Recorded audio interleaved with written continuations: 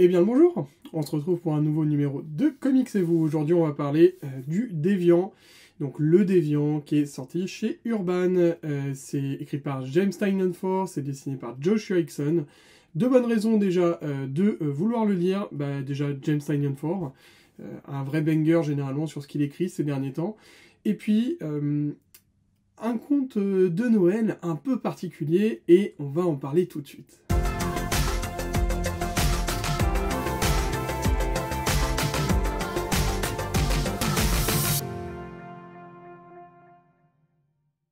Alors, ce Déviant, donc... alors, pourquoi je vous parle de ce numéro? Déjà, pour vous dire que James Tynion IV, ou James Tynion IV, c'est même mieux en anglais, est passé il n'y a pas si longtemps chez nous, la semaine dernière, très exactement, à la librairie 1000 pages BD Jeunesse, pour une dédicace et une masterclass durant laquelle il est revenu sur son travail. C'était un agréable moment, je tiens à remercier d'ailleurs la librairie 1000 pages de nous avoir permis de le faire, à Urban aussi qui l'avait invité par là même, et j'en profite également pour dire un grand bravo à James Tynion The Force, à Alvaro Martinez et également à Urban pour The Nice House on the Lake qui a dépassé les 100 000 unités. C'est énorme pour un comics et c'était jamais arrivé en France, donc franchement, bravo.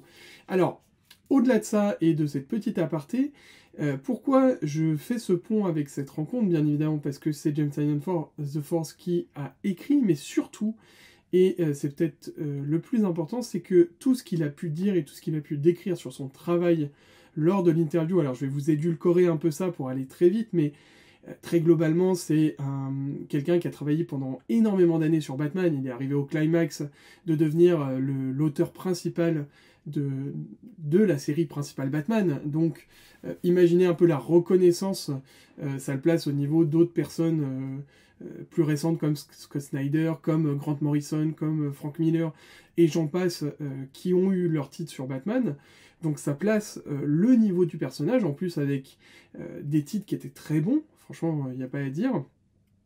Et ça place aussi le tournant qu'a voulu donner l'auteur dans sa carrière, de partir sur des titres beaucoup plus indépendants, où le style horrifique prend toute sa place. Alors, à des jauges plus ou moins élevées, dans The Nice House on the Lake, il y a vraiment une partie horrifique, mais aussi thriller, qui est vraiment très prenante, et qui fait que ce récit est un banger, et d'ailleurs la suite va sortir l'année prochaine.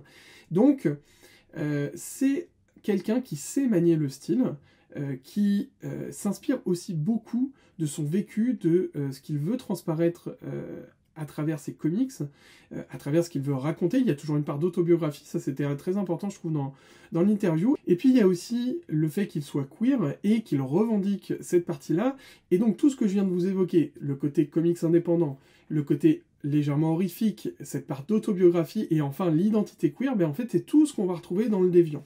Alors, maintenant que je vous ai fait ce grand paragraphe, rentrons dans le vif du sujet. Donc le Déviant, ça parle de quoi? Ça parle d'un tueur en série qui, dans les années 70, à Milwaukee, a tué plusieurs jeunes, notamment les affichant comme des sapins de Noël, et donc en ayant un rituel assez macabre. Et il faut rajouter à cela que le personnage, le tueur en série, le personnage principal de cette tuerie, est gay, et que du coup il y a aussi toute la vision de la population gay dans les années 70, et aussi on se pose la question, et c'est ça qui est très intéressant dans ce récit, c'est de savoir finalement est-ce que c'est lui qui l'a fait.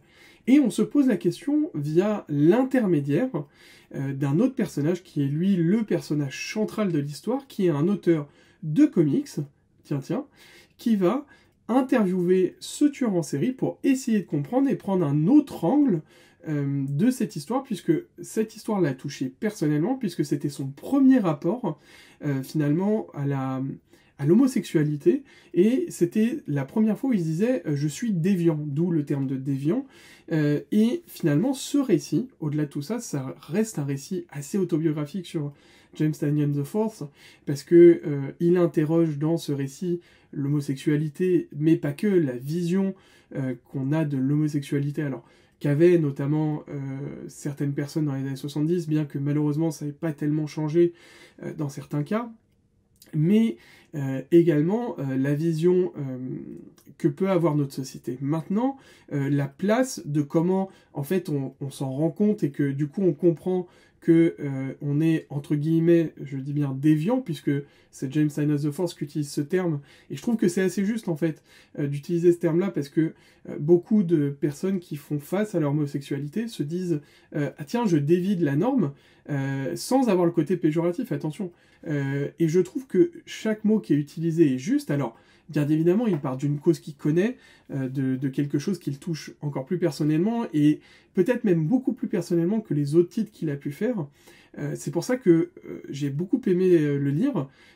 Ça a pris vraiment... je l'ai tué en une soirée, pour vous dire à quel point c'était intéressant. Et puis, l'histoire, c'est pas non plus que de raconter cette homosexualité, mais d'avoir aussi un vrai thriller qui se suit. Alors ça, c'est le tome 1, il y aura un tome 2, et on finit sur un véritable cliffhanger à la fin, qui est vraiment appréciable, et qui lie finalement le personnage principal au serial killer, et qui nous laisse pas mal de questions à la fin, en suspens.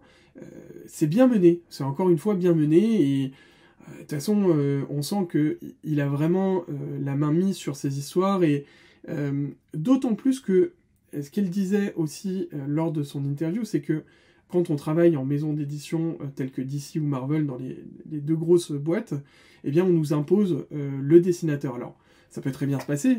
Regardez Scott Snyder crée Capullo, pour reprendre l'exemple de Scott Snyder, ça a très bien marché, surtout sur le New 52, mais des fois ça ne colle pas forcément, et ça va pas dans la direction que veut l'auteur, et inversement du dessinateur. Quand on fait de l'indé, eh bien on a le choix, notamment là il disait qu'il avait beaucoup plus le choix, et ça lui plaisait surtout de pouvoir choisir un auteur. Et ce que je trouve intéressant ici, c'est que Joshua Hickson nous fait rentrer dans ce côté totalement horrifique, un peu à la manière de Alvaro Martinez dans The Nice House on the Lake, c'est pas facile à dire. Et donc, je trouve que c'est très pertinent, et ça colle parfaitement à une ambiance un peu glauque, un peu horrifique, un peu Noël, mais Noël malaisant. C'est tout à fait ce que j'attendais de ce titre, en fait, en le lisant, et ça match, en fait, hein, ça match super bien. Alors j'essaye de vous trouver des choses pour pas vous spoiler. Bah voilà, les deux personnages principaux, rien que déjà cette rencontre, elle est hyper glauque. Elle est hyper glauque, mais en même temps tellement humaine. C'est ça qui est assez incroyable, et c'est pour ça que c'est un vrai mindfuck à chaque fois que je lis du James Tynion the Force, que ça soit Something King the Children, que ça soit The Nice House on the Lake, que ça soit The Department of Truth, à chaque fois c'est une masterclass.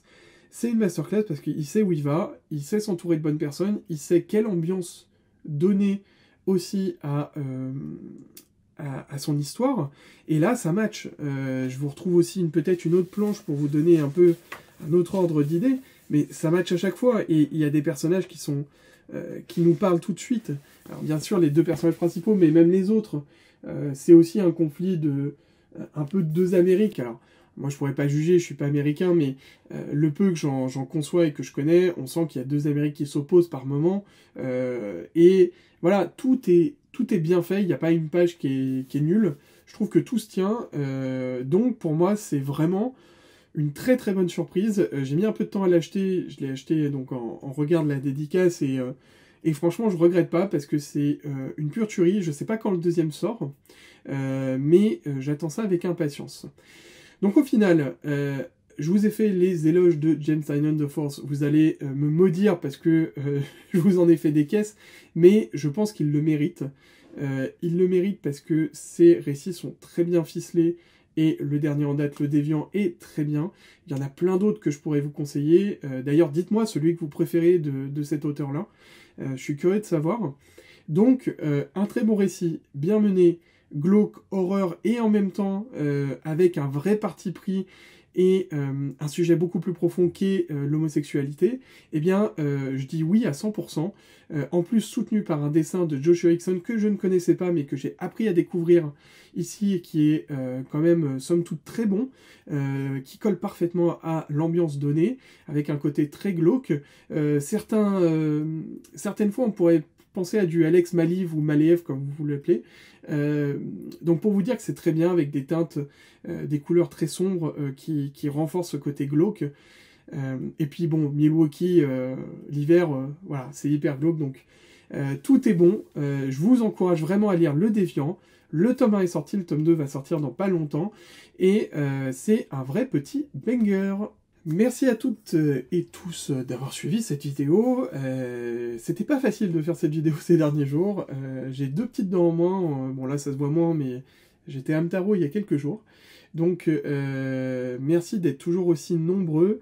J'ai toujours pas perdu d'idée de faire un 2e format dans la semaine, mais là bon, là c'est un peu complexe ces derniers temps, je vous cache pas, entre les petits problèmes de santé, le travail qui me prend pas mal de temps, mais que des choses positives au travail, donc c'est cool. Et donc, bah écoutez, on se retrouve bientôt pour un nouveau numéro de Comics et vous. La vidéo de Noël va sortir dans pas longtemps, comme ça, pour vous donner des idées de cadeaux pour Noël, parce que ça arrive vite, et mine de rien, bah, il faut anticiper un peu quand même. Donc, ça arrive très vite, et puis je vais vous parler peut-être manga. Ouais, manga. Allez, manga aussi dans pas longtemps. Donc, restez connectés, ça arrive très vite. Et en attendant, bah, je vous dis à très vite, et portez-vous bien. Salut. Viens voir le docteur.